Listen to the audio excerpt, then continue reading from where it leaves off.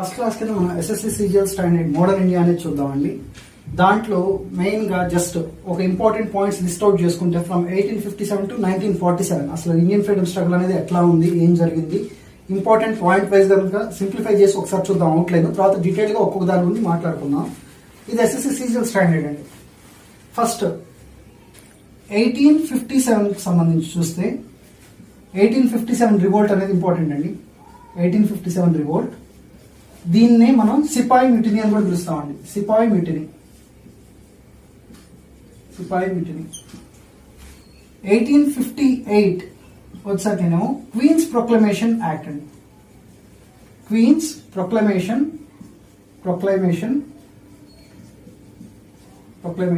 Act. 1861 వచ్చాకేమో Indian councils act.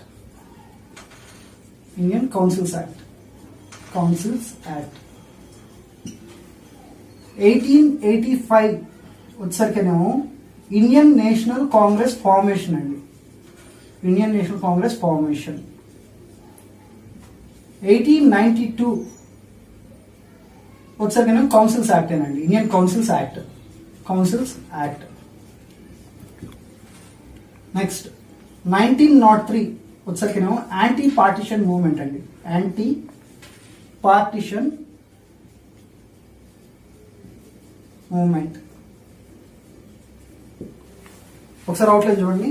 1857 వచ్చేసరికేనేమో 1857 revolt or సిపాయి మ్యూటినీ అండి. నెక్స్ట్ 1858 వచ్చేసరికేనేమో క్వీన్స్ ప్రొక్లమేషన్ యాక్ట్. 1861 వచ్చేసరికేనేమో కౌన్సిల్స్ యాక్ట్ అండి. 1885 వచ్చేసరికేనేమో ఇండియన్ నేషనల్ కాంగ్రెస్ అనేది for the first time form అయింది. ఫామ్ అయిన ఇయర్ వచ్చరికి 1885. 1892 వచ్చరికేమో కౌన్సిల్స్ యాక్ట్. తర్వాత 1903 వచ్చరికేమో యాంటీ పార్టిషన్ మూవ్మెంట్ అండి. ఈ కావాలి ఇంకా ఇంపార్టెంట్ పాయింట్స్ ఫర్దర్ చూద్దామండి.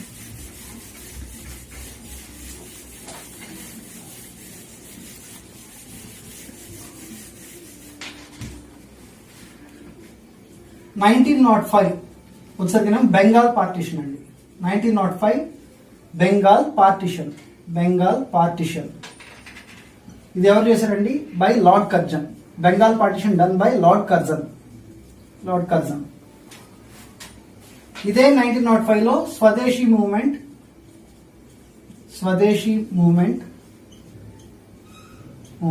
ఆర్ వందే మాతరం మూవ్మెంట్ అండి స్టార్ట్ చేశారు. 1905 లో Bengal partition done by Lord Curzon. ఇదే 1905 లోనే ఇమ్మీడియట్ గా స్వదేశీ movement or Vande Mataram movement అనేది లాంచ్ చేశారు. నెక్స్ట్ 1906 లో వచ్చరికేనేమో ముస్లిం లీగ్ ఫార్మేషన్ అండి. 1906 లో ముస్లిం లీగ్ ఫార్మేషన్. 1907 వచ్చరికేమో సూరత్ స్ప్లిట్. దీంట్లో వచ్చరికి అంటే ఇండియన్ నేషనల్ కాంగ్రెస్ కాస్త మోడరేట్స్ ఎక్స్ట్రీమిస్ట్ గా డివైడ్ అయిపోయిందండి. మోడరేట్స్ అండ్ ఎక్స్ట్రీమిస్ట్ కింద డివైడ్ అయిపోయింది. నెక్స్ట్ 1909 మింటో మోర్లే రిఫార్మ్స్ అండి.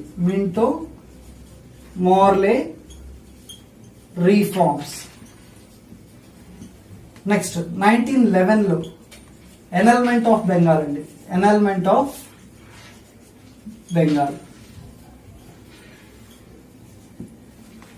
1914 నుంచి 1918 వరకు ఫస్ట్ వరల్డ్ వార్. ఇప్పుడు ఒకసారి చూడండి. 1905 వచ్చరికేనేమో బెంగాల్ పార్టిషన్ అండి. ఆ బెంగాల్ పార్టిషన్ చేసింది ఎవరంటే లార్డ్ కర్జన్. అదే 1905 లో స్టార్ట్ అయింది స్వదేశీ మూవ్మెంట్ అండి, లేదా దాన్ని వందే మాతరం మూవ్మెంట్ అని కూడా పిలుస్తాం. 1906 వచ్చరికేనేమో ముస్లిం లీగ్ అనేది ఫామ్ అయిందండి. 1907 వచ్చరికి సూరత్ స్ప్లిట్. దాంట్లో మోడరేట్స్ ఎక్స్ట్రీమిస్ట్ గా ఇండియన్ నేషనల్ కాంగ్రెస్ అనేది డివైడ్ అయిపోయింది. 1909 వచ్చరికేనేమో మింటో మోర్లే రిఫార్మ్స్ అండి. 1911 వచ్చరికేనేమో ఎనల్మెంట్ ఆఫ్ బెంగాల్ అండి. ఎనల్మెంట్ ఆఫ్ బెంగాల్ అంటే నథింగ్ బట్ ఇక్కడ బెంగాల్ ని పార్టిషన్ చేశారు. ఆ పార్టిషన్ ని రద్దు చేయడాన్ని ఎనల్మెంట్ ఆఫ్ బెంగాల్ అంటాం అండి. అది 1911 లో జరిగింది. 1914 టు 1918 అనేది ఫస్ట్ వరల్డ్ వార్ అండి. ఇంకా ఫర్దర్ ఇంపార్టెంట్ పాయింట్స్ చూద్దాం.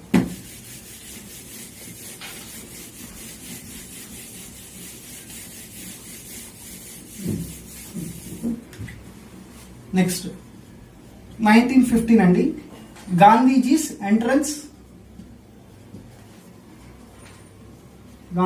Entrance to India. గాంధీజీ ఇండియాకి అనేది రావడం జరిగింది 1915 అండి. Jan 9th అందుకని మనం దాన్ని ఏ డే కింద సెలబ్రేట్ చేసుకుంటాం అండి, ఎన్ఆర్ఐ డే కింద సెలబ్రేట్ చేసుకుంటాం. నెక్స్ట్ ఇదే 1915లో హోమ్ రూల్ లీగ్ అనేది కూడా స్టార్ట్ చేశారండి. హోమ్ రూల్ లీగ్ అనేది స్టార్ట్ చేశారు. నెక్స్ట్ 1916లో ఇంపార్టెంట్ ఈవెంట్స్ 3 అండి. ఒకటి హోమ్ రూల్ మూవ్మెంట్,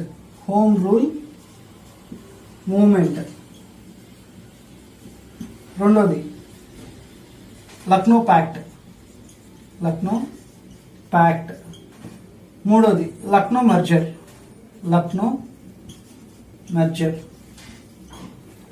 ప్యాక్ట్ వచ్చరికేనేమో ఇండియన్ నేషనల్ కాంగ్రెస్ కి ముస్లిం లీగ్ కి మధ్య జరిగిందండి.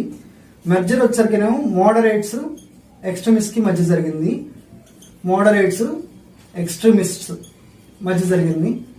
ఏం లేదు, మళ్ళీ వీళ్ళిద్దరు కలిసిపోయారండి. ఇందాక విడిపోయారని చెప్పుకున్నాం కదా 1907 సూరత్ స్ప్లిట్ అప్పుడు, మళ్ళీ ఇప్పుడు ఇక్కడ కలిసిపోవడం జరిగింది.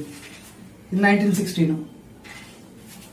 సరే చూద్దామండి. 1915 వచ్చరికేనేమో గాంధీజీస్ ఎంట్రన్స్ టు ఇండియా. 1916 వచ్చరికినా హోమ్ రూల్ మూవ్మెంట్ అనేది స్టార్ట్ అయింది. లక్నో ప్యాక్ట్ అనేది జరిగింది, లక్నో మర్జర్ అనేది జరిగింది. ప్యాక్ట్ వచ్చరికినేమో between Indian national Congress and Muslim league, and merger వచ్చేటప్పటికేమో బిట్వీన్ మోడరేట్స్ అండ్ ఎక్స్ట్రీమిస్ట్, మళ్ళీ కలిసిపోవడం జరిగింది.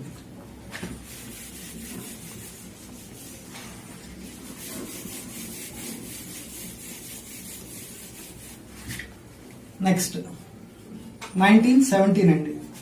గాంధీజీది చంపారన్ సత్యాగ్రహ.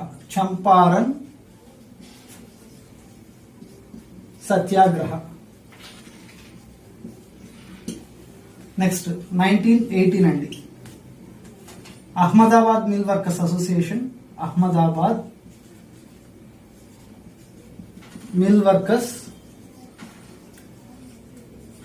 అసోసియేషన్ అండ్ కేదా సత్యాగ్రహ అండి. కేదా సత్యాగ్రహ.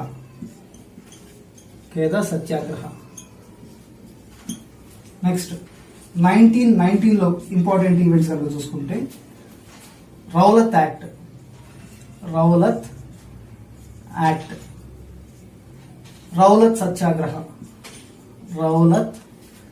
సత్యాగ్రహ,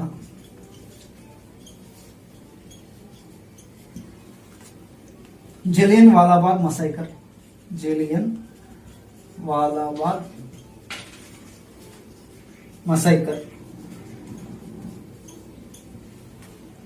ట్రీటీ ఆఫ్ సెవరస్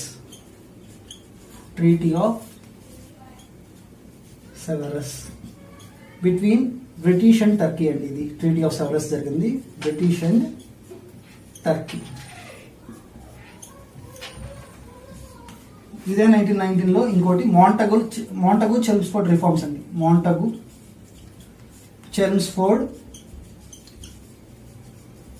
రిఫార్మ్స్. సో 1917 వచ్చరికినా చంపారన్ సత్యాగ్రహ అండి. 1918 వచ్చరికినా Ahmedabad mill workers association and Kheda సత్యాగ్రహ. 1919 వచ్చరికినా Rowlatt act, Rowlatt Satyagraha and Montagu Chelmsford reforms, Jallian Walabagh massacre and treaty of Sevres. ఈ అండ్ ఇంపార్టెంట్ ఈవెంట్స్ 1919 వరకు.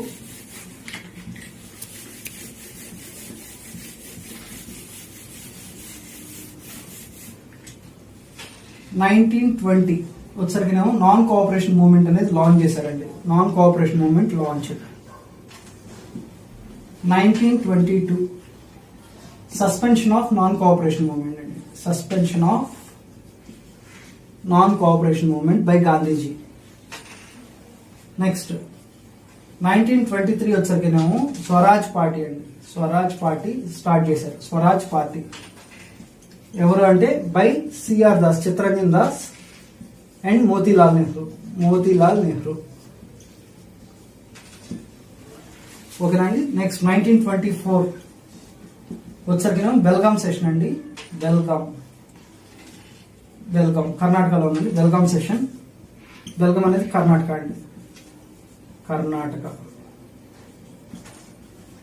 Belgaum session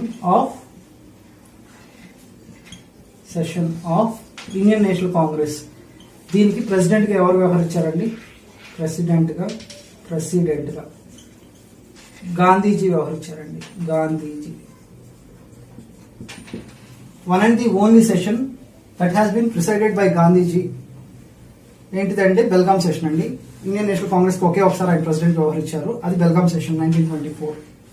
next 1927 Simon commission అనేది ఎస్టాబ్లిష్ చేశారండి. Simon commission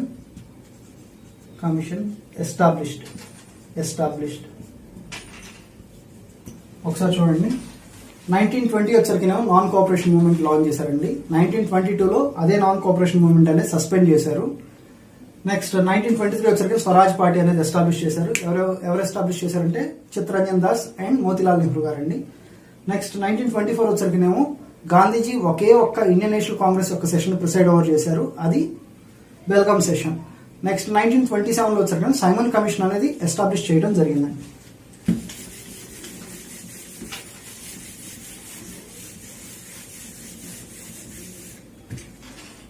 next 1928 ఇందాక Simon commission 1927లో establish చేశారండి.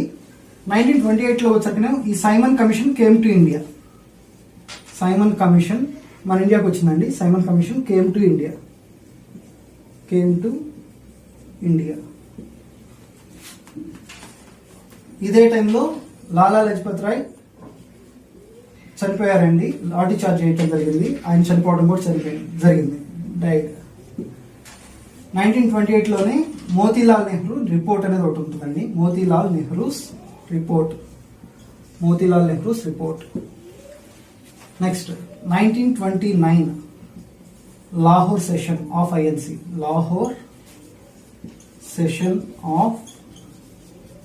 INC. ఇది ఎందుకు important అంటే అక్కడ మనం తీసుకున్న స్టాండ్ వచ్చేసి పూర్ణ స్వరాజ్ అండి.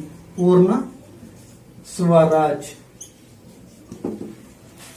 నెక్స్ట్ 1930లో వచ్చేసినేమో సివిల్ డిజోబీడియన్స్ మూవ్మెంట్ అనేది లాంచ్ చేసామండి. అంటే civil disobedience movement launch by Gandhiji. Next first round table conference అనేది కండక్ట్ చేశారండి.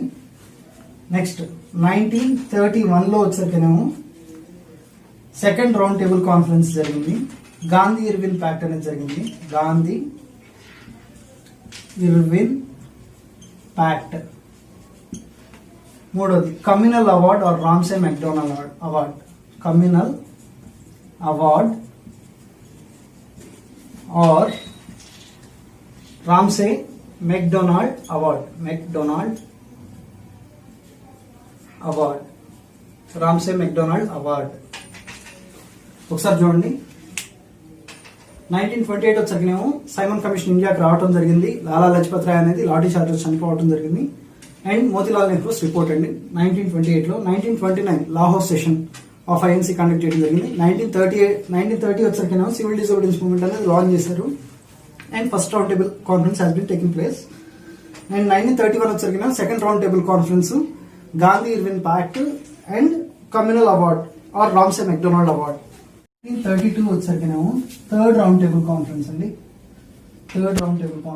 And Poona pact. 1934కి వచ్చేసరికేమో సివిల్ డిజోబీడియన్స్ మూవ్మెంట్ అనేది ఆపేశారండి, సస్పెండ్ చేశారు, స్టాప్డ్. అండ్ 1934లోనే గాంధీజీ లెఫ్ట్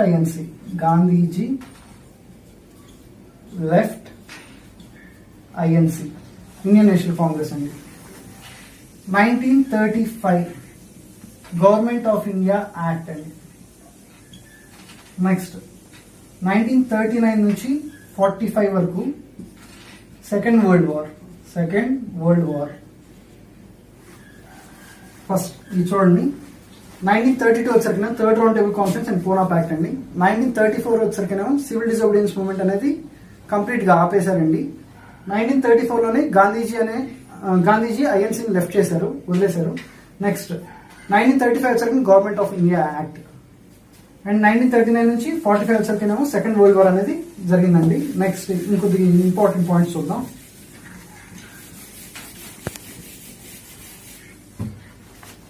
1940 వచ్చరికేమో ఆగస్ట్ ఆఫర్ అండి.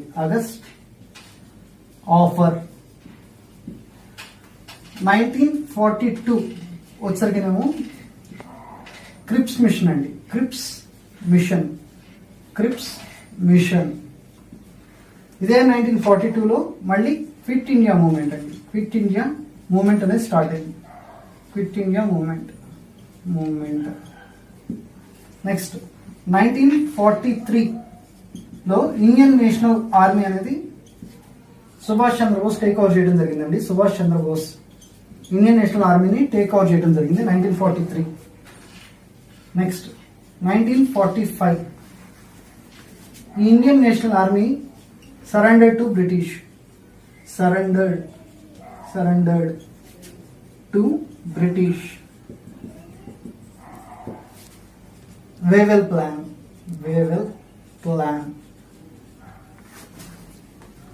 నెక్స్ట్ వీటి వరకు చూడండి. 1940 వచ్చరికేమో ఆగస్ట్ ఆఫ్ అండి. 1942లో వచ్చరికేమో Cripps machine and quit India movement లో లాంచ్ చేయడం కూడా జరిగింది. 1943 వచ్చరికేమో సుభాష్ చంద్రబోస్ గారు ఇండియన్ నేషనల్ ఆర్మీని టేక్ ఓవర్ చేశారు. లైక్ ఇంకోటి 1945 వచ్చరికేమో ఇండియన్ నేషనల్ ఆర్మీ అనేది బ్రిటిష్ కి సరెండర్ అవడం జరిగింది. అదే టైంలో వేవెల్ ప్లాన్ కూడా ఇంకోటి ఇచ్చారు ప్యారల్ గా. నెక్స్ట్ 1946 క్యాబినెట్ మిషన్ అనేది ఎస్టాబ్లిష్ చేశారండి. క్యాబినెట్ మిషన్ దీంట్లో మెంబర్స్ ఎవరంటే అలెగ్జాండర్, క్రిప్స్, లారెన్స్. దేనికి అంటే కాన్స్టిట్యూయెంట్ అసెంబ్లీని కాన్స్టిట్యూట్ చేయడానికి అండి. కాన్స్టిట్యూయెంట్ అసెంబ్లీని కాన్స్టిట్యూట్ చేయడానికి. ఈ కాన్స్టిట్యూయెంట్ అసెంబ్లీ దేనికంటే మన రాజ్యాంగాన్ని డ్రాఫ్ట్ చేయడానికి. To draft constitution.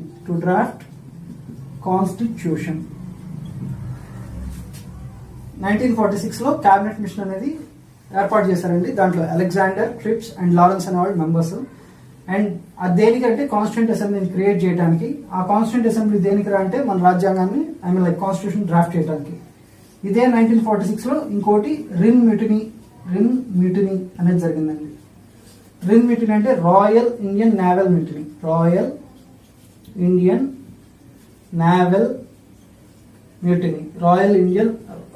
Naval mutiny.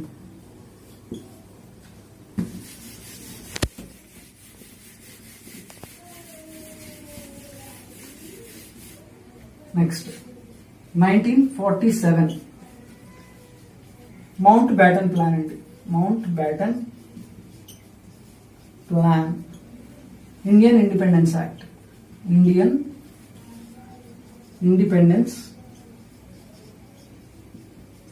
Act 1947 వచ్చేసరికి Mountbatten plan and Indian independence act అండి. So these are the important points అండి. మోడర్న్ ఇండియా ఒక అవుట్లైన్ కనుక తీసుకుంటే ఇప్పుడు 1857 కాడ నుంచి 1947 వరకు ఇది ఇట్లా రాసుకోవచ్చు. ఇప్పుడు మనం ఒక్కొక్కటి ఈవెంట్ అనేది ఇన్ డీటెయిల్ గా నెక్స్ట్ వీడియో కానీ చూద్దాం. థ్యాంక్ యూ అండి. 7 రివోల్ట్ గురించి చూద్దామండి. యాక్చువల్గా ఏంటంటే బ్రిటన్ వాళ్ళు మన ఇండియాకి 1600s లోనే వచ్చారండి. 1757 టైం కల్లా ఈస్ట్ ఇండియా కంపెనీ అంటే యాక్చువల్గా వచ్చింది ఈస్ట్ ఇండియా కంపెనీ అండి. ఈస్ట్ ఇండియా కంపెనీ మిగిలిన వాళ్ళందరినీ డామినేట్ చేసి ఎస్టాబ్లిష్ అయిపోయింది. ఈ ఈస్ట్ ఇండియా కంపెనీ 1757 కాడి నుంచి 1857 వరకు కంప్లీట్ గా డామినేట్ చేసిందండి ఈస్ట్ ఇండియా కంపెనీ. అయితే బ్రిటన్ గవర్నమెంట్ అనేది ఈస్ట్ ఇండియా కంపెనీ రూల్ ని ఎండ్ చేసి బ్రిటన్ గవర్నమెంట్ అనేది రావాలి అని చెప్పి చూస్తుందండి. ఈస్ట్ ఇండియా కంపెనీ రూల్ ని ఎండ్ చేసేసి బ్రిటన్ గవర్నమెంట్ అనేది ఎట్లయినా కానీ రావాలి అని చెప్పేసి ఉందండి. So actually Britain government they are looking for an opportunity to dethrone East India Company అండి. దానికి సంబంధించి కొన్ని యాక్ట్స్ ఉన్నాయి, అవన్నీ మనం ఇండియన్ పాలిటీలో చూద్దాం. అండ్ మోర్ ఓవర్ దీనికి సంబంధించి ఇన్ డీటెయిల్డ్ గా కావాలి అంటే లైక్ గ్రూప్ 1, గ్రూప్ 2, గ్రూప్ 3 దానికి సంబంధించి దాంట్లో మనం ఇన్ డీటెయిల్ గా కూడా మనం చూస్తామండి. జస్ట్ దీనికి సంబంధించి ఇక్కడ వరకు వచ్చేసరికి జస్ట్ సీజిఎల్ స్టాండర్డ్ చాలండి, ఇది ఇవన్నీ సరిపోతాయి. సో 1857లో ఫస్ట్ టైం తిరుగుబాటు అనేది జరిగిందండి. దీన్ని ఫస్ట్ వార్ ఆఫ్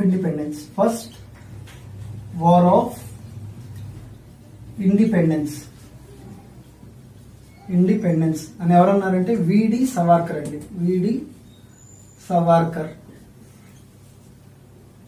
విడి Savarkar first war of independence అన్నారండి ఈయన.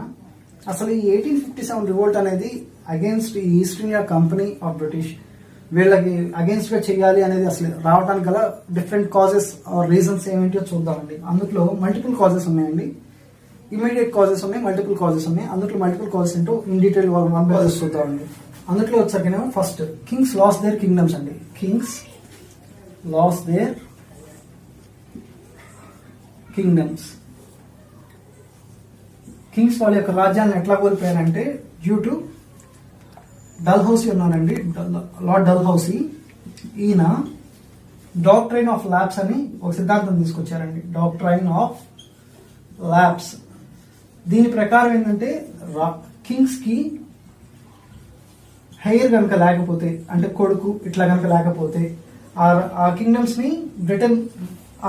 ని బ్రిటిష్ తీసేసుకునిద్దండి. ఇట్లా కాకపోయినా if not in case king కనుక ఇన్ఎఫిషియెంట్ గా ఉన్నా, లేకపోతే ఎగ్జాక్ట్ బాగా పరిపాలించట్లేదని బ్రిటన్ గవర్నమెంట్ కి బ్రిటిష్ కనిపించినా కూడా, లైక్ ఈస్ట్ ఇండియా కంపెనీ కనిపించినా కూడా they will take over that kingdom అండి. In that way kings lost their kingdoms. So ఇంకోసారి సింపుల్ చూద్దామండి. రాజులు వాళ్ళ యొక్క రాజ్యాన్ని ఎలా కోల్పోయారంటే డల్హౌసీ డాక్ట్రైన్ ఆఫ్ ల్యాబ్స్ అనే దాన్ని ఇంట్రొడ్యూస్ చేశారండి. దాని ప్రకారం కనుక చూస్తే కింగ్ కి హెయిర్ కనుక లేకపోతే ఆ రాజ్యాన్ని బ్రిటిష్ తీసేసుకుంటారండి. ఇన్ ద సిమిలర్ వే ఒకవేళ బ్రిటిష్ కి ఏదన్నా రాజు సరిగ్గా పరిపాలించట్లేదు అని అనిపించినా కూడా ఆ రాజ్యాన్ని తీసేసుకునే హక్కు ఉందండి. ఆ రకంగా చాలా రాజ్యాన్ని బ్రిటిష్ వాళ్ళు తీసేసుకున్నారండి. సో పొలిటికల్ కాజెస్ ఇవ్వండి. నెక్స్ట్ ఎకనామిక్ కాజెస్ అండి. ఎకనామిక్ కాజెస్ దీంట్లో వచ్చాక ఏంటంటే ఫార్మర్స్ కి పరంగా చూసుకుంటేనే వీళ్ళకి హెవీ టాక్సేషన్ వేశారండి. Heavy taxation. ఇంకోటి చూసుకుంటే మన లోకల్ ఆర్టీ క్రాఫ్ట్స్, హ్యాండ్లూమ్స్ ఇవన్నీ రూయిన్ అయిపోయినాయండి. రూయిన్ ఆఫ్ హ్యాండీక్రాఫ్ట్స్ అండ్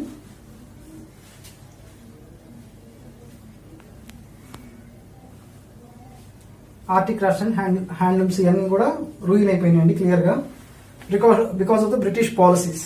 అంటే ఎట్లా అంటే అండి వీళ్ళు మనది raw material exporter and finished good importer కింద చేశారండి. లైక్ హెవీ టాక్సేషన్ వేసేవాళ్ళు. ఫర్ ఎగ్జాంపుల్ కనుక మాట్లాడుకుంటే మన ఇండియన్ గుడ్ ఒకటి తయారు చేయడానికి 8 రూపీస్ పట్టిందండి. బ్రిటన్ వాళ్ళది కూడా తీసుకుంటే 8 రూపీసే పట్టింది. అయితే మన దానికి ఏం చేస్తారు, ఇంకో 3 రూపీస్ టాక్సేషన్ అనేది వేసేవాళ్ళు. అప్పుడు ఇది ఎంత అవుతుంది, 11 రూపీస్ అవుతుంది. వీళ్ళది వచ్చరికి ట్యాక్స్ వచ్చరికి 0 రూపీస్ పెడతారండి. సో వీళ్ళది ఎంత అవుతుంది, 8 రూపీస్ అవుతుంది. సో వీళ్ళది బైబుల్. ఏదైనా కొనాలన్నా కానీ 8 రూపీస్ అంటే తక్కువ కాబట్టి అది సక్సెస్ఫుల్ అయింది. వేరేజ్ ఇన్ కేస్ ఆఫ్ ఇది ఎక్స్పెన్సివ్ గా మారుతుంది కాబట్టి ఇది రూయిన్ అవడం జరిగింది. In that way heavy taxation on farmers and ruin of handloom industry and art crafts ఇవన్నీ జరగడం జరిగిందండి. ఇదంతా economic causes.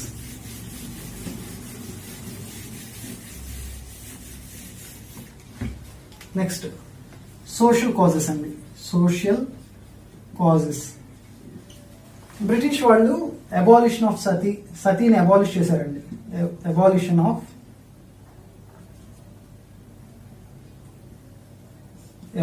Of sati and widow remarriage act అనేది తీసుకొచ్చారండి. Widow remarriage act.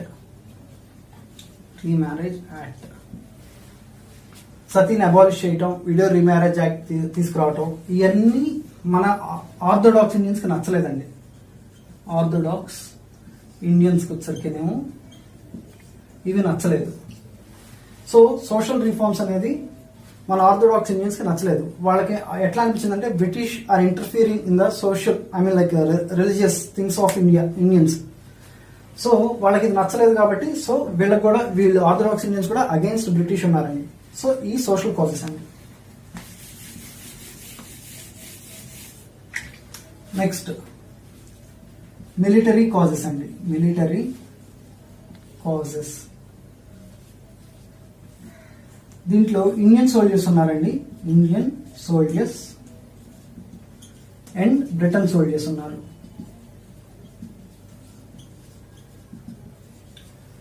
వీళ్ళిద్దరికి మధ్య శాలరీ వేరియేషన్ ఉందండి. Salary variation. బ్రిటన్ వాళ్ళకి బ్రిటిష్ సోల్జర్స్ కి ఎక్కువ శాలరీ పే చేసేవాళ్ళు, మన ఇండియన్స్ కి తక్కువ శాలరీ అనేది పే చేసేవాళ్ళు. సిమిలర్ గా ప్రమోషన్స్ విషయంలో కూడా బ్రిటిష్ సోల్జర్స్ కి ప్రమోషన్స్ బాగా ఇచ్చేవాళ్ళు, మన ఇండియన్స్ కి పెద్దగా ఇచ్చేవాళ్ళు కాదు. సో ఇండియన్ సోల్జర్స్ కొద్దిగా డిస్కంటెంట్ అనేది వాళ్ళలో ఉంది.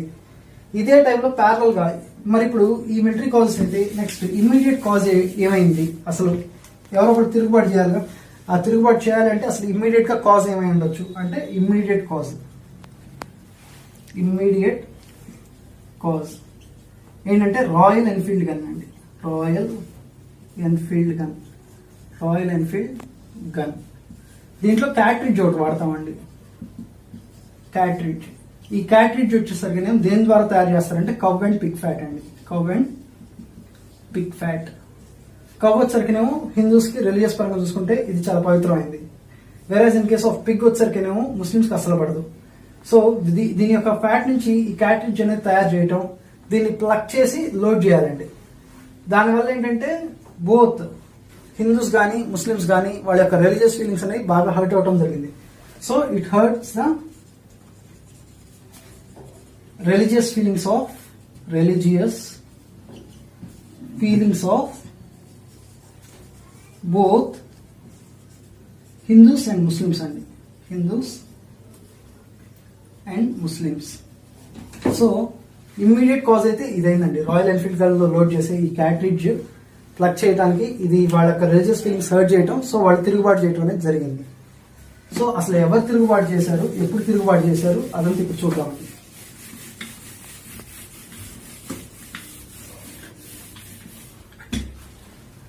ఫస్ట్ వచ్చరికేమో మార్చ్ 29, 1857 మంగల్ పాండే అనే అతను తిరుగుబాటు చేశారండి. మంగల్ పాండే అనే అతను తిరుగుబాటు చేశాడు. ఈయన ఈ సోల్జర్ వచ్చరికి ఏ రెజిమెంట్ కి చెందిన అతను అంటే 34th regiment, 34th native infantry. Infantry వచ్చరికేమో కాళ్ళ నడకతో వచ్చే సోల్జర్స్ ని ఇన్ఫాంట్రీ అంటారండి. అదే ఏనుగుల మీద వచ్చే సోల్జర్స్ ని ఎలిఫెంట్రీ అంటారు. అదే గుర్రాల మీద వచ్చే సోల్జర్స్ ని క్యావలరీ అంటారండి. అదే రథాల మీద వచ్చే వాళ్ళు వచ్చారు చారియట్స్ అంటామండి. సో 34th నేటివ్ ఇన్ఫాంట్రీకి చెందిన మంగల్ పాండే అనే అతను తిరుగుబాటు చేయడం జరిగింది. ఏ రోజు చేశారంటే మార్చ్ 29, 1857. ఎక్కడ తిరుగుబాటు చేశారు అంటే ఈయన బరక్పూర్. ఇది ఎక్కడ ఉందంటే కలకత్తా అండి. ఈయన తిరుగుబాటు చేసి ఏం చేశారు, ఇద్దరు బ్రిటిష్ అఫీషియల్స్ ని చంపేశారండి. 2 British officials were killed by him. 2 British officials were killed by him.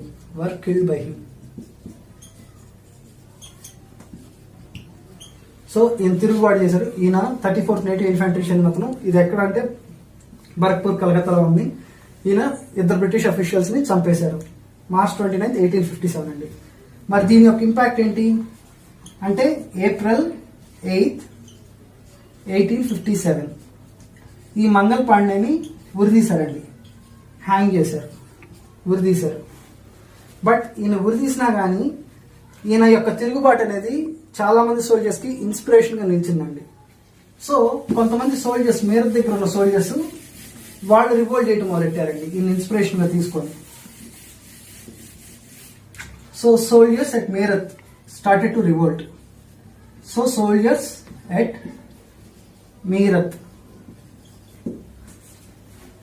started revolting అండి.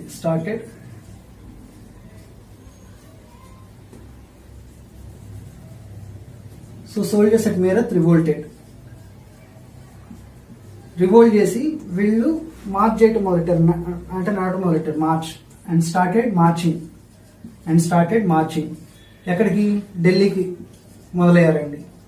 ఎప్పుడు మొదలయ్యారు? మార్చ్ కాలినడకన ఎప్పుడు మొదలెట్టారు అంటే they started moving towards Delhi. ఎప్పుడు నుంచి స్టార్ట్ అయిందంటే 10th May 1857 అండి. ఢిల్లీకి ఎప్పుడు రీచ్ అయ్యారు అని అంటే 11th May 1857 రీచ్ అయ్యారండి. అక్కడికి రీచ్ అయ్యి ఢిల్లీకి రీచ్ అవగానే ఆ ఢిల్లీలో అప్పుడు ఎవరున్నారు? లాస్ట్ ముఘల్ ఎంపరర్ ఉన్నారండి. ఆ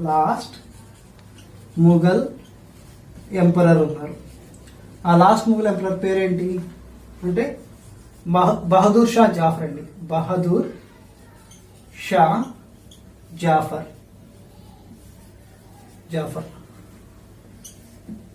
ఆయన దగ్గరకు వచ్చేసి ఈయన్ని షాహెన్ షా ఐ హిందుస్థాన్ కింద డిక్లేర్ చేశారండి. షాహెన్ షా ఐ హిందుస్థాన్ అంటే లైక్ కింగ్ ఆఫ్ ఇండియా అనేలాగా ఈయన డిక్లేర్ చేయడం జరిగిందండి బహదూర్ షా జాఫర్ని. బట్ కానీ బహదూర్ షా జాఫర్ వచ్చరికి అప్పటికే బాగా ఓల్డ్ ఏజ్ అండి. ఆయన ఓల్డ్ ఏజ్ అవటం వల్ల ఆయన కమాండర్ ఇన్ చీఫ్ అంటే ఆయన సైన్యాధిపతి బఖ్త్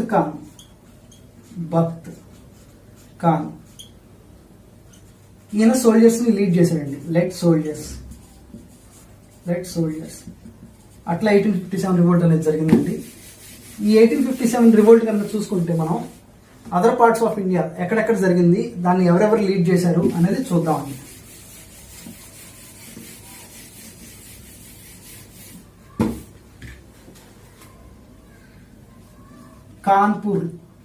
కాన్పూర్లో వచ్చరికి ఎవరెవరు లీడ్ చేశారంటే Nana Saheb and Tantia Tope. Nana Saheb and Tantia Tope.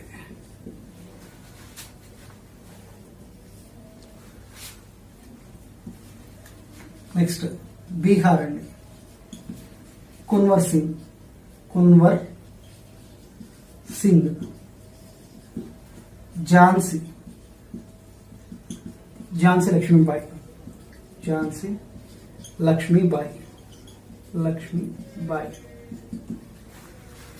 Next Delhi already మనం మాట్లాడుకున్నాం కదండి. బఖ్త్ ఖాన్ లీడ్ చేశారు. లక్నో బేగం హజరత్ మహల్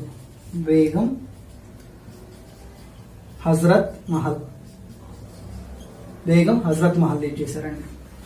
నెక్స్ట్ బరేలీ వచ్చరికి ఖాన్ బహదూర్ లీడ్ చేశాడండి. ఈ రకంగా వీళ్ళందరూ లీడ్ చేశారండి. బట్ కానీ బ్రిటన్ గవర్నమెంట్ అనేది కంప్లీట్ గా వీళ్ళని సప్రెస్ చేశారండి, అణచివేసింది రివోల్ట్ ని కంప్లీట్ గా రివోల్ట్ ని అణచివేసి దే గాట్ సక్సీడెడ్ అండి. మనది రివోల్ట్ వచ్చరికేమో కొద్దిగా ఫస్ట్ రివోల్ట్ అవడం, అదే డిక్లైన్ రీజన్స్ కూడా క్లియర్ గా చూద్దాం. సో ఈ రివోల్ట్ ని ఎట్లా సప్రెస్ చేశారు, రీజన్స్ ఫర్ డిక్లైన్. ఈ రివోల్ట్ ఎందుకు అణచివేయబడింది, ఎలా అణచివేయబడింది, మెయిన్ గా రీజన్స్ మనం చూసుకుంటే నో కామన్ ప్లాన్. ఇప్పుడు నేను చెప్పిన వాళ్ళందరూ కోఆర్డినేటెడ్ గా ఒకరితో ఒకటి మాట్లాడుకుంటా గానీ, కమ్యూనికేట్ చేసుకుంటా గానీ ఒక కామన్ యాక్షన్ ప్లాన్ అనేది లేదండి. ఎవరికి వాళ్ళు ఇండివిజువల్ ఫైట్ లా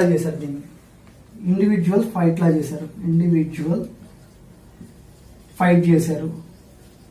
తర్వాత వీళ్ళకి బ్రిటన్ వాళ్ళకి వచ్చరికి బ్రిటిష్ వాళ్ళకి మాట్లాడితే వాళ్ళకి వచ్చరికేమో కమ్యూనికేషన్ ఉందండి. మన వాళ్ళ దగ్గర lack of communication systems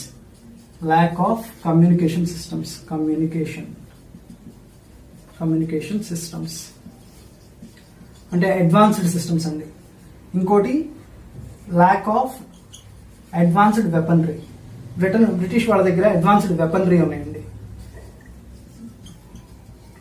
British వాళ్ళ దగ్గర. సో మనోళ్ళు ఇండివిజువల్ ఫైట్ లా చేయటం, ఎవరి యుద్ధం వాళ్ళదన్నట్టు చేయటం, కామన్ ఎజెండా అంటూ లేకపోవటం, కామన్ ప్లాన్ లేకపోవటం, ప్యారలల్ గా అడ్వాన్స్డ్ టెక్నాలజీ లేకపోవటం, ప్లస్ కమ్యూనికేషన్ సంబంధించి మంచి ప్రాపర్ గా టెక్నాలజీ అనేది మన దగ్గర లేకపోవటం, ఇవన్నీ బ్రిటిష్ వాళ్ళు ఈ రివోల్ట్ ని సప్రెస్ చేయడానికి మంచి కారణాలు అయినాయండి. వాళ్ళు they got successful in this way. But కానీ this has made its own impact అండి. At least first revolt and relatively ఒక ఇట్లా కూడా చేయొచ్చు అనేది బాగా చూపించింది 1857 రివోల్ట్ అండి. మరి 1857 రివోల్ట్ యొక్క ఇంపాక్ట్ ఏంటి అని కనుక మనం మాట్లాడితే 1858 క్వీన్స్ ప్రొక్లమేషన్ యాక్ట్ అండి. Queens proclamation act. As I said ఇందా నేను చెప్పానండి, ఈస్ట్ ఇండియా కంపెనీ ఉంది. ఈస్ట్ ఇండియా కంపెనీ రూల్ ని ఎండ్ చేయాలి. బ్రిటిష్ గవర్నమెంట్ డైరెక్ట్ ఇక్కడికి రావాలి. British government I mean like అంటే క్రౌన్ పరిపాలన, అంటే రాణి కదండి, క్వీన్ కదా అక్కడ పరిపాలించేది. సో క్రౌన్ పరిపాలన అనేది ఇక్కడ మన ఇండియాలో ఎస్టాబ్లిష్ అవ్వాలి, ఈస్ట్ ఇండియా కంపెనీని పంపించేయాలి అని చెప్పి actual they are waiting for this opportunity. ఆ టైంలోనే మన ఇండియన్స్ రివోల్ట్ అవటం, ఈవెన్ దో వీళ్ళు సప్రెస్ చేసినా కూడా ఇట్లా వీళ్ళు రివోల్ట్ అవుతున్నారు, సో మీ పరిపాలన బాగాలేదని చెప్పేసి ఇక్కడతో వీళ్ళది ఎండ్ చేస్తారండి. దీన్ని ఎండ్ చేయడానికి కూడా దీని ముందు కొన్ని యాక్ట్స్ ఉన్నాయండి. స్టెప్ బై స్టెప్ గ్రాడ్యువల్ గా ఈస్ట్ ఇండియా కంపెనీ రూల్ అనేది ఎండ్ చేసుకుంటూ వచ్చారు. బట్ కానీ ఈ యొక్క 1858 క్వీన్స్ ప్రొక్లమేషన్ యాక్ట్ తోటి క్లియర్ గా ఇక అసలు కంప్లీట్ గా అంటే మినిమం దీని ముందు స్టెప్ బై స్టెప్ తగ్గిస్తూ వచ్చారు. బట్ కానీ ఈ యాక్ట్ తోటి ఈస్ట్ ఇండియా కంపెనీ రూల్ అనేది కంప్లీట్ గా ఎండ్ చేస్తారండి. East India company rule ended. ఇప్పుడు crown has taken up the administration. Crown has taken the rule. మరి ఇక్కడ వచ్చరికి మరి బ్రిటిష్ గవర్నమెంట్ ఇక్కడికి వచ్చేసి డైరెక్ట్ చేయలేదు కదండి. సో వాళ్ళ యొక్క రిప్రజెంటేటివ్ ఇక్కడ ఉండాలి. సో క్రౌన్ యొక్క రిప్రజెంటేటివ్ ఇక్కడ ఎవరు నియమించారండి? వైస్ రాయ్. వైస్ రాయ్ అంటే వచ్చరికి ఎవరంటే రిప్రజెంటేటివ్ ఆఫ్ క్వీన్ అండి. దాని మీనింగ్ రిప్రజెంటేటివ్ ఆఫ్ క్వీన్. దీనికి ముందు వరకు మనం governor generals of India, governor general of Bengal ఇట్లా పిలుచుకుంటాము. గవర్నర్ జనరల్ ఆఫ్ ఇండియా అంటాం. ఇక్కడ నుంచి మనం వైస్ రాయ్ అనే పదం వాడతాం. ఎందుకంటే వైస్ రాయ్ అంటే క్వీన్ యొక్క రిప్రజెంటేటివ్. ఎందుకంటే క్రౌన్ ఇక్కడ నుంచి రూల్ టేక్ ఓవర్ చేసింది కాబట్టి వాళ్ళ యొక్క రిప్రజెంటేటివ్ అయిన వైస్ రాయ్ ఇక్కడ పరిపాలిస్తున్నాడు కాబట్టి viceroy representative of queen అంటే దాని మీనింగ్ కదండి, తీసుకోవడం జరిగింది. ఇంకా మనం చూసుకుంటే బ్రిటన్లో మన ఇండియన్ అఫైర్స్ ఇక్కడ ఏం జరుగుతుంది, ఎలా జరుగుతుంది అని హ్యాండిల్ చేయడం కోసం అక్కడ ఒకతను నియమించారండి. దాన్ని ఆ పోస్ట్ పేరు సెక్రటరీ ఆఫ్ ద స్టేట్ అన్నారండి. Secretary of the state. ఈ సెక్రటరీ ఆఫ్ ద స్టేట్ వచ్చరికేమో మన ఇండియన్ అఫైర్స్ గురించి క్లియర్ గా తెలుసుకుంటా ఉంటారు. ఈయన బ్రిటన్ లోనే ఉంటారు. ఈయన తెలుసుకుంటారు. ఈయన వచ్చరికేనేమో ఈయన అసిస్టెంట్ అండ్ 12 మెంబర్స్ ఉన్నారు. అదంతా మన తర్వాత డీటెయిల్ చూద్దాము. So secretary of the state అనేది అతన్ని అపాయింట్ చేశారు. ఈయన ఎక్కడ ఉంటాడంటే బ్రిటన్ లో ఉంటాడు. ఇక్కడ వచ్చరికి ఎవరు ఉంటారంటే వైస్ రాయ్ ఉంటారు as representative of the queen. So ఇదండి క్వీన్స్ ప్రొక్లమేషన్ యాక్ట్. ఆ రకంగా క్వీన్ ప్రొక్లమేషన్ అనేది జరిగిందండి. దిస్ ఈస్ అబౌట్ 1857 రివోల్ట్ అండి. Thank you. నెక్స్ట్ క్లాస్ లో ఫర్దర్ చూద్దాం. అసలు ఫస్ట్ బ్రిటిష్ అడ్మినిస్ట్రేషన్ కి సంబంధించి మెయిన్ గా కన్స్ట్రైంట్ గా ఉన్నది ఏంట్రా అంటే లాంగ్వేజ్ అండి. కన్స్ట్రైంట్ గా ఉంది ఏంటి అంటే లాంగ్వేజ్. అందుకనే వాళ్ళు they have introduced English education ని ఇంట్రడ్యూస్ చేశారు. అయితే కొంతమంది మన ఇండియన్స్ ఈ ఇంగ్లీష్ ఎడ్యుకేషన్ కి యాక్సెస్ తీసుకొని మన వాళ్ళకి రేషనాలిటీ అనేది డెవలప్ అయింది. రేషనాలిటీ అనేది ఇంక్రీజ్ అయింది, అంటే distinction between right and wrong. And also they have taken access to French revolution and Russian revolution. వీటన్నిటికీ యాక్సెస్ తీసుకున్న తర్వాత మన ఇండియన్స్ కి who has taken access to the English education వీళ్ళందరికీ ఒక విషయం అర్థమైందండి. How British are exploiting Indians అనేది అర్థమైంది. How British are exploiting Indians, మనల్ని ఎట్లా దోచుకుంటున్నారు అనేది అర్థమైంది. సో మన ఇండియన్స్ కొంతమంది కొన్ని ఆర్గనైజేషన్స్ అనేది ఎస్టాబ్లిష్ చేద్దాం అనుకున్నారు. ఈ ఆర్గనైజేషన్స్ దేనికి అంటే కొన్ని డిస్కషన్స్ చేద్దాం, వీళ్ళు ఎట్లా చేస్తున్నారు ఏంటి అనేది, ఒపీనియన్స్ ఎట్లా జనరేట్ చేసుకుందాం, కామన్ ఎజెండాకి ఎట్లా మూవ్ అవుతాం, వీటన్నిటి కోసం కొన్ని ఆర్గనైజేషన్స్ క్రియేట్ చేద్దాం అంటున్నారు. So organisations for discussions create చేద్దాం. అందులో ఇంపార్టెంట్ ఆర్గనైజేషన్స్ ఏమేమి ఉన్నాయో చూద్దామండి.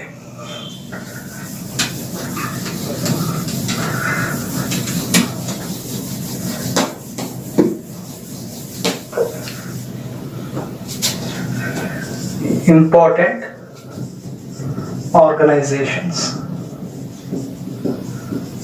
ఫస్ట్ బెంగాల్కి వద్దామండి. బెంగాల్లో ఇంపార్టెంట్ ఆర్గనైజేషన్స్ ఏంటో చూద్దాం. దాంట్లో వచ్చరికేమో East India association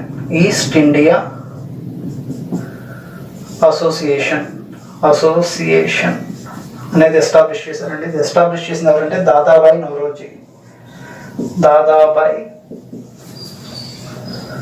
Naoroji. Next Indian league. ఇది ఎస్టాబ్లిష్ చేసింది ఎవరంటే సుషిర్ కుమార్ ఘోష్ అండి. Sushir Kumar Ghosh. Next Indian association and Indian national conference. Indian national conference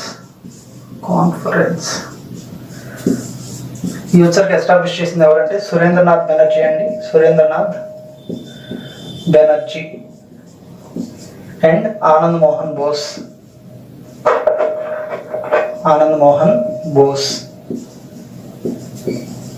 outline చూడండి. ఈస్ట్ ఇండియా అసోసియేషన్ వచ్చరికి దాదాబాయి నవరోజీ ఎస్టాబ్లిష్ చేశారు. ఇండియన్ లీగ్ వచ్చరికి Sushir Kumar Ghosh. Indian association and Indian national conference వచ్చరికి సురేంద్రనాథ్ బెనర్జీ అండ్ ఆనంద్ మోహన్ బోస్ అండి, వీళ్ళు ఎస్టాబ్లిష్ చేసింది. And important organisations in Bombay presidency ఏమేమి ఉన్నాయో చూద్దామండి.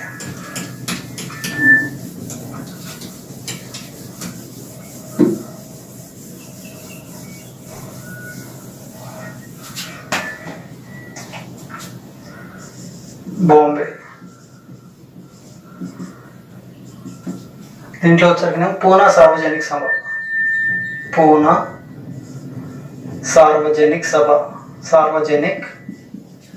సభ అనేది ఎస్టాబ్లిష్ చేశారండి. ఇది వచ్చరికి ఎవరెవరు అంటే ఎంజి రనాడే, ఎస్హెచ్ చిప్లంకర్,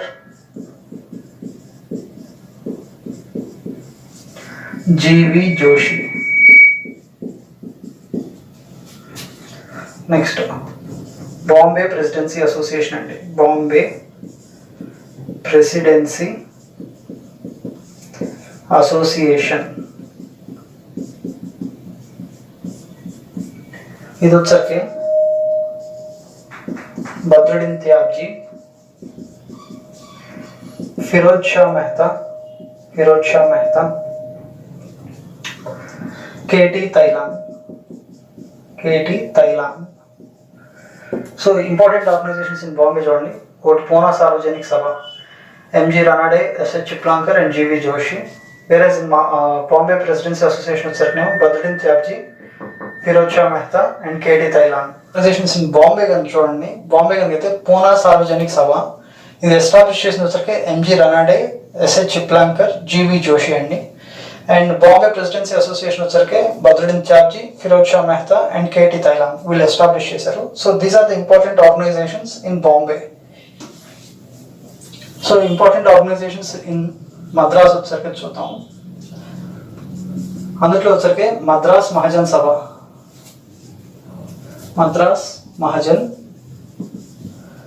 సభ ఇది కూడా ముగ్గురు ఉన్నారండి ఎస్టాబ్లిష్ చేసింది. Veera Raghavachari, P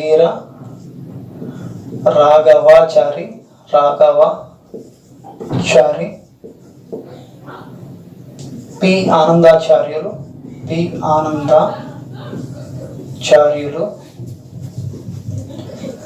B Subramania Iyer. So Madras సంబంధించి చూడండి. మద్రాస్ మహాజన్ సభ వీర రాఘవాచారి, పి ఆనందాచార్యులు, బి సుబ్రమణ్య అయ్యర్ వీళ్ళు ఎస్టాబ్లిష్ చేశారు ఈ Madras Mahajan Sabha. These are the important organisations in Madras. So over a period of time ఈ important organisation most of the organisations వచ్చరికి ఇవన్నీ మెర్జ్ అయిపోయి ఫామ్ అయిందే ఇండియన్ నేషనల్ కాంగ్రెస్. సో ఈ ఇండియన్ నేషనల్ కాంగ్రెస్ ఎప్పుడు ఫామ్ అయింది అంటే 1885లో ఫామ్ అయింది. దీని యొక్క ఫౌండర్ ఎవరు అంటే ఏఓ హ్యూమ్. ఈయన ఎవరు అంటే retired British civil servant.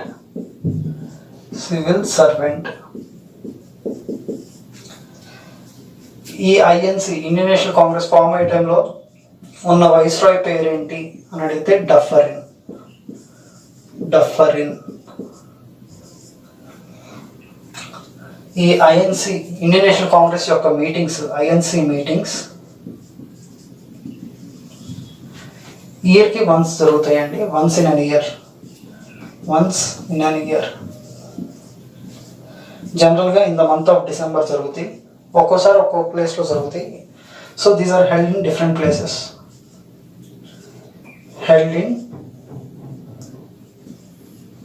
Places. ఒక్కోసారి ఒక్కో చోట జరుగుతూ ఉంటాయి. సో ఈ ఐఎన్సీకి సంబంధించి ఇంకొన్ని పాయింట్స్ చూద్దాం. సో ఐఎన్సీకి సంబంధించి సమ్మర్ పాయింట్స్ ఏమిటి అంటే, ఐఎన్సీ యొక్క first meeting 1885. So formation year అండి. ఐఎన్సీ ఫార్మ్ అయిన ఇయర్ 1885. ఫస్ట్ మీటింగ్ కూడా 1885. ఈ ఫస్ట్ మీటింగ్ యాక్చువల్గా వెన్యూ ఎక్కడ జరగాలి అంటే పూనాలో జరగాలి. But due to cholera outbreak వల్ల వెన్యూ అనేది పూనా నుంచి బాంబేకి షిఫ్ట్ అయింది. సో ఐఎన్సీ యొక్క ఫస్ట్ మీటింగ్ ఎక్కడ జరిగిందంటే ఇప్పుడు బాంబేలో జరిగిందండి. బాంబేలో ఎక్కడ జరిగిందంటే గోకుల్ దాస్ తేజ్పాల్ సాంస్క్రిట్ కాలేజ్లో జరిగింది. ఎంతమంది అటెండ్ అయ్యారంటే 72 డెలిగేట్స్ అటెండ్ అయ్యారు. ఈ ఫస్ట్ మీటింగ్కి ప్రెసిడెంట్గా ఎవరు వ్యవహరించారు? ప్రెసిడెంట్ ఎవరు ఉన్నారు అంటే డబ్ల్యూసి బెనర్జీ.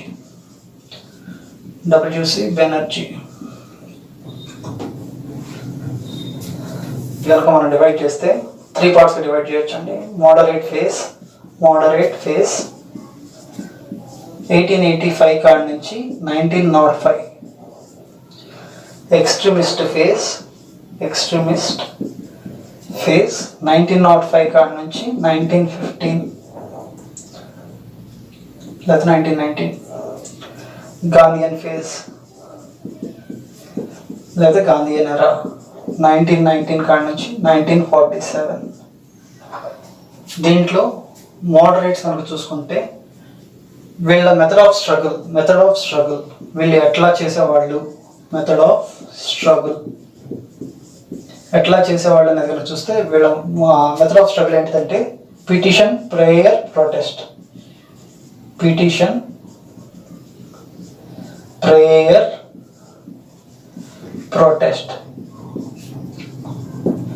సో మోడరేట్స్ అనేవాళ్ళు వచ్చరికి ఫస్ట్ వాళ్ళకి ఏం కావాలి ఏంటి అనేది బ్రిటిష్ వాళ్ళకి పిటిషన్ ఇస్తారు. అది ఎట్లాగైనా యాక్సెప్ట్ చేయండి అని చెప్పి రిక్వెస్ట్ చేస్తారు. ఇన్ కేస్ వాళ్ళు కనుక యాక్సెప్ట్ చేయకపోతే దెన్ దే విల్ ప్రొటెస్ట్. ఇది వీళ్ళ method of struggle. And coming to the extremist యొక్క మెథడ్ ఆఫ్ స్ట్రగుల్ ఎట్లా ఉంటుందంటే passive resistance and boycott. Passive resistance and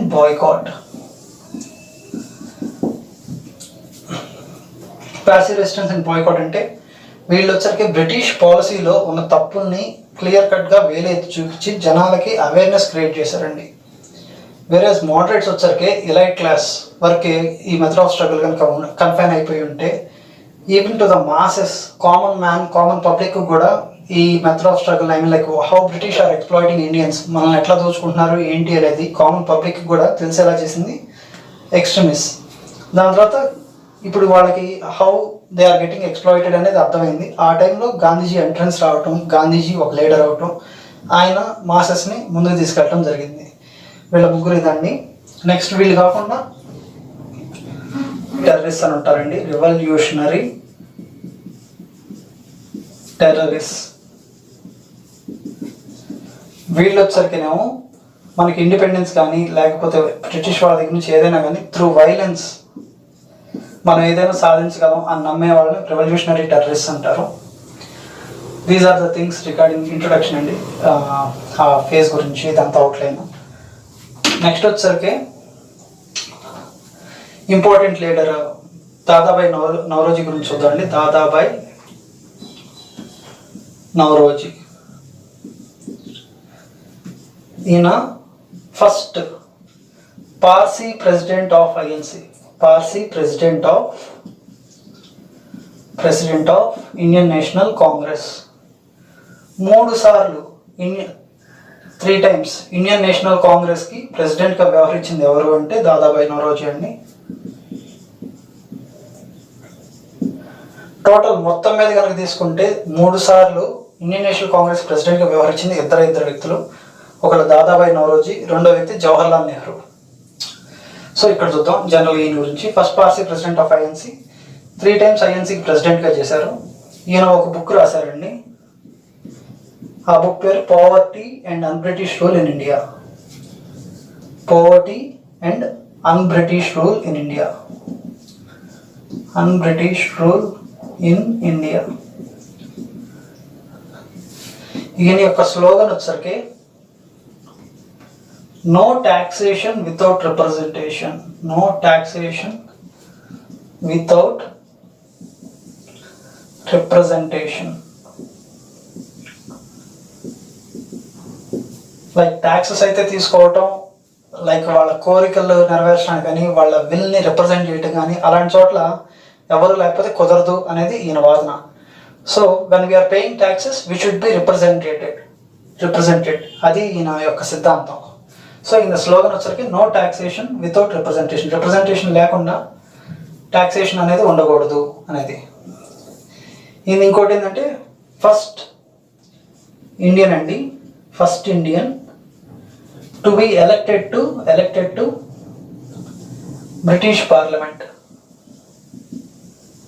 British పార్లమెంట్లో మెంబర్గా ఎలక్ట్ అయిన మొట్టమొదటి ఇండియన్ దాదాబాయి నౌరోజీ. ఈయన్ని grand old man of India అని కూడా పిలుస్తామండి. Grand old man of India అని పిలుస్తాం.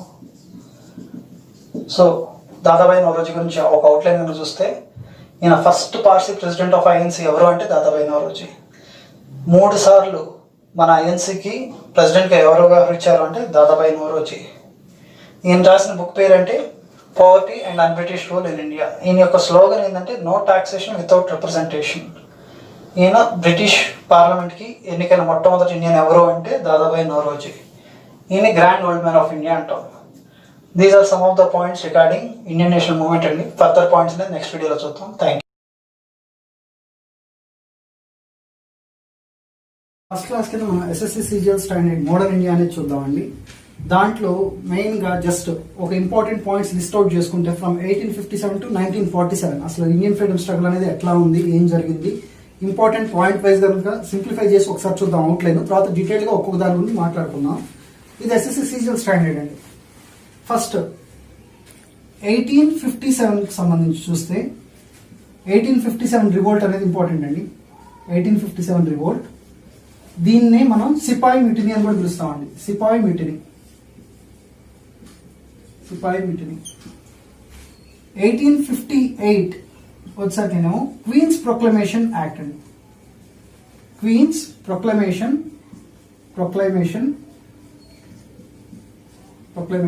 యాక్ట్. 1861 వచ్చాకేమో ఇండియన్ కౌన్సిల్స్ యాక్ట్.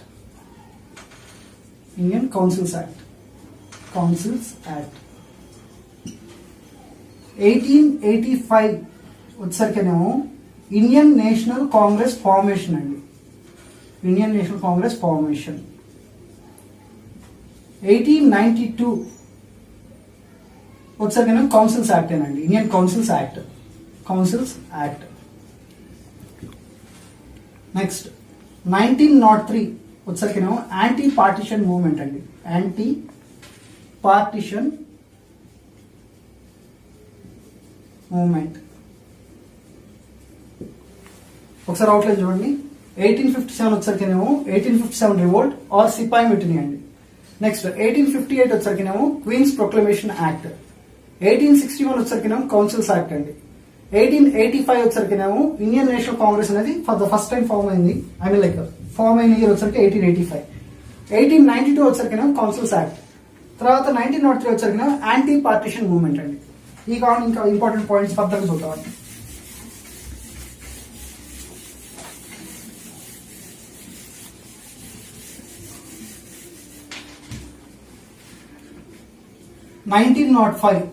వచ్చేసరికి బెంగాల్ పార్టీషన్ అండి. 1905 బెంగాల్ పార్టీషన్. బెంగాల్ పార్టీషన్ ఇది ఎవరు చేశారండి? By Lord Curzon. Bengal partition done by Lord Curzon.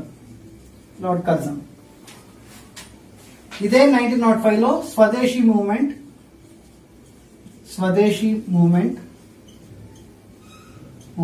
Are Vande Mataram movement అండి స్టార్ట్ చేశారు. 1905 లో Bengal partition done by Lord Curzon. ఇదే 1905 లోనే ఇమ్మీడియట్ గా స్వదేశీ movement or Vande Mataram movement అనేది లాంచ్ చేశారు.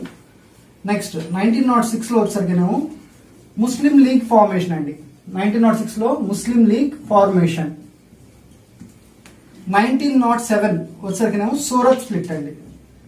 సూరత్ స్ప్లిట్. దీంట్లో వచ్చరికి అంటే ఇండియన్ నేషనల్ కాంగ్రెస్ కాస్త మోడరేట్స్ ఎక్స్ట్రీమిస్ట్ గా డివైడ్ అయిపోయిందండి. మోడరేట్స్ అండ్ ఎక్స్ట్రీమిస్ట్ కింద డివైడ్ అయిపోయింది.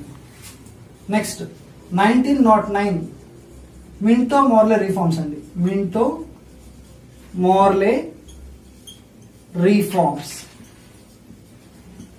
నెక్స్ట్ 1911 లో ఎనల్మెంట్ ఆఫ్ బెంగాల్ అండి. ఎనల్మెంట్ ఆఫ్ బెంగాల్. 1914 నుంచి 1918 వరకు ఫస్ట్ వరల్డ్ వార్ అండి. First world war. ఇప్పుడు ఒకసారి చూడండి. 1905 వచ్చరికేమో బెంగాల్ పార్టీషన్ అండి. ఆ బెంగాల్ పార్టీషన్ చేసింది ఎవరంటే లార్డ్ కర్జన్. అదే 1905 లో స్టార్ట్ అయింది స్వదేశీ మూవ్మెంట్ అండి, లేదా దాన్ని వందే మాతరం మూవ్మెంట్ అని కూడా పిలుస్తాం. 1906 వచ్చరికేమో ముస్లిం లీగ్ అనేది ఫామ్ అయిందండి. 1907 వచ్చరికి సూరత్ స్ప్లిట్. దాంట్లో మోడరేట్స్ ఎక్స్ట్రీమిస్ట్ గా ఇండియన్ నేషనల్ కాంగ్రెస్ అనేది డివైడ్ అయిపోయింది.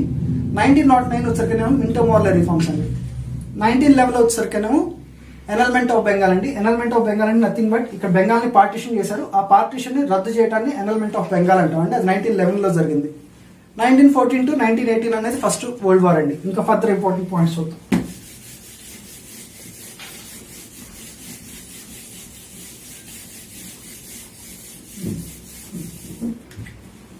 నెక్స్ట్ 1915 అండి. గాంధీజీస్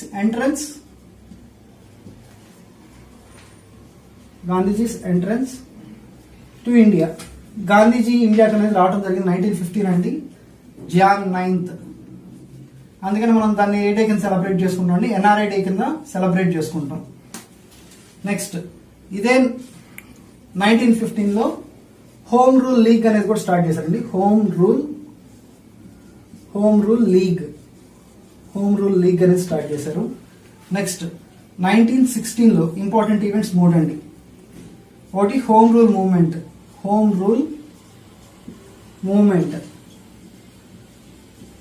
రెండోది లక్నో ప్యాక్ట్. మూడోది లక్నో మర్జర్.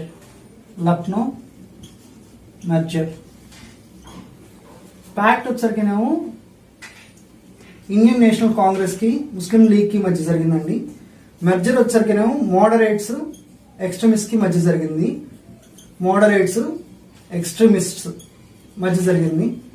ఏం లేదు, మళ్ళీ వీళ్ళిద్దరు కలిసిపోయారండి. ఇందాక విడిపోయారని చెప్పుకున్నాం కదా 1907 సూరత్ స్ప్లిట్ అప్పుడు. మళ్ళీ ఇప్పుడు ఇక్కడ కలిసిపోవడం జరిగింది. ఇది 1916. సరే చూద్దామండి. 1915 వచ్చరికేమో గాంధీజీస్ ఎంట్రన్స్ టు ఇండియా. 1916 వచ్చరికేమో హోమ్ రూల్ మూవ్మెంట్ అనేది స్టార్ట్ అయింది. లక్నో ప్యాక్ట్ అనేది జరిగింది. లక్నో మర్జర్ అనేది జరిగింది. ప్యాక్ట్ వచ్చరికేమో between Indian national Congress and Muslim league, and merger వచ్చేటప్పటికేమో బిట్వీన్ మోడరేట్స్ అండ్ ఎక్స్ట్రీమిస్ట్ మళ్ళీ కలిసిపోవడం జరిగింది.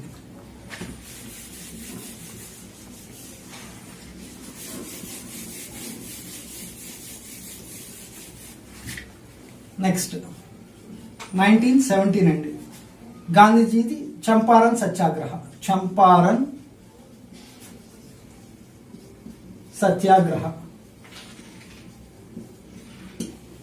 నెక్స్ట్ 1918 అండి. Ahmedabad mill workers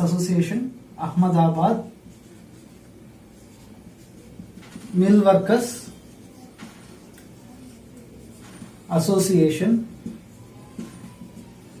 and Kheda సత్యాగ్రహ అండి. కేదా సత్యాగ్రహ.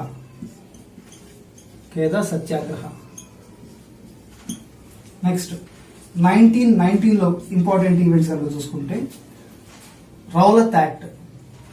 Rowlatt act, Rowlatt Satyagraha, Rowlatt Satyagraha,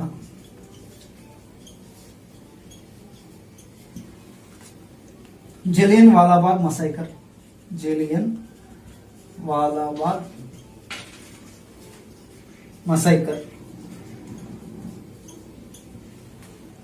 treaty of Sevres, treaty of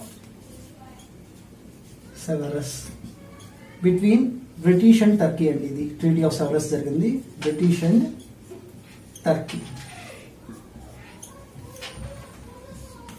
ఇదే 1919లో ఇంకోటి మాంటగు చెల్మ్స్ఫోర్డ్ రిఫార్మ్స్ అండి. మాంటగు చెల్మ్స్ఫోర్డ్ రిఫార్మ్స్. సో 1917 వచ్చరికి చంపారం సత్యాగ్రహ అండి. 1918 వచ్చరికి Ahmedabad mill workers association and Kheda సత్యాగ్రహ. 1919 వచ్చరికి Rowlatt act, Rowlatt Satyagraha and Montagu Chelmsford reforms, Jallian Walabagh massacre and treaty of Sevres. ఈ and important events 1919 వరకు.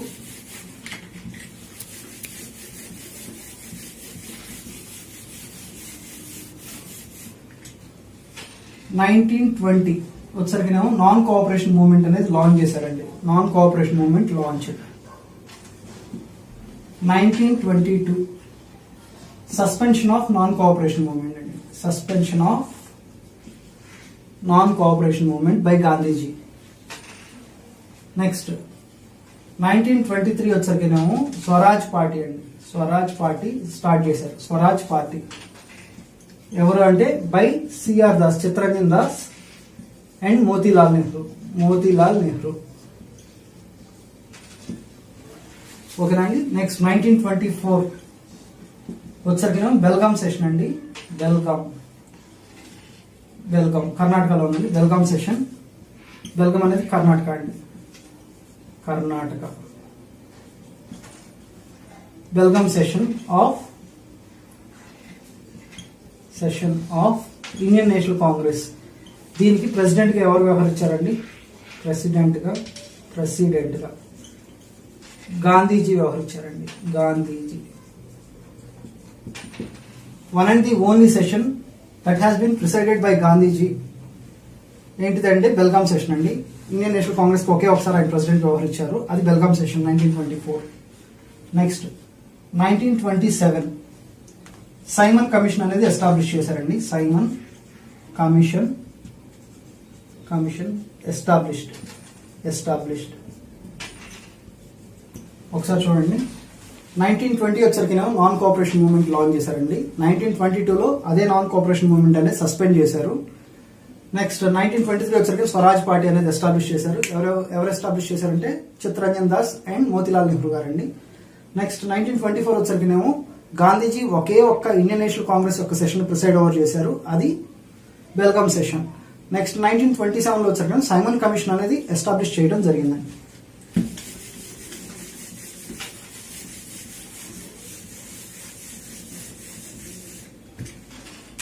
నెక్స్ట్ 1928 ఇందాక సైమన్ కమిషన్ 1927లో ఎస్టాబ్లిష్ చేశారండి. 1928లో వచ్చరికి ఈ Simon commission came to India. Simon commission మన ఇండియాకి వచ్చిందండి. Simon commission came to India. ఇదే టైంలో లాలా లజపత్ రాయ్ చనిపోయారండి. లాఠీ చార్జ్ చేయడం జరిగింది. ఆయన చనిపోవడం కూడా జరిగింది. డైడ్. 1928లోనే మోతీలాల్ నెహ్రూ రిపోర్ట్ అనేది ఒకటి ఉంటుందండి. Motilal Nehru's report. Next 1929 Lahore session of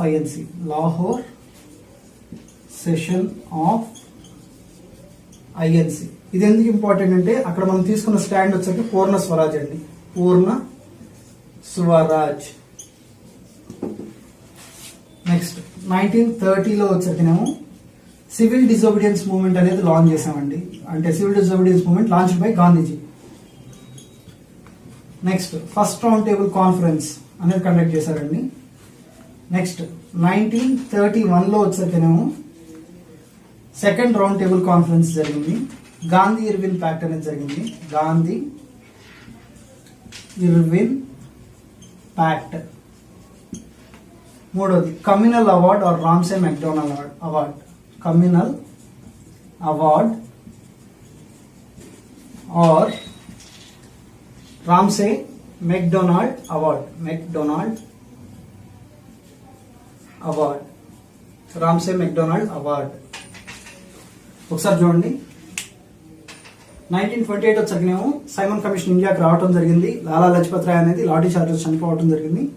and Motilal Nehru's report అండి 1928 లో. 1929 Lahore session of INC conduct చేయడం జరిగింది. 1930 వచ్చరికేమో సివిల్ డిసోబీడియన్స్ మూవ్మెంట్ అనేది లాంచ్ చేశారు. And first round table conference has been taking place.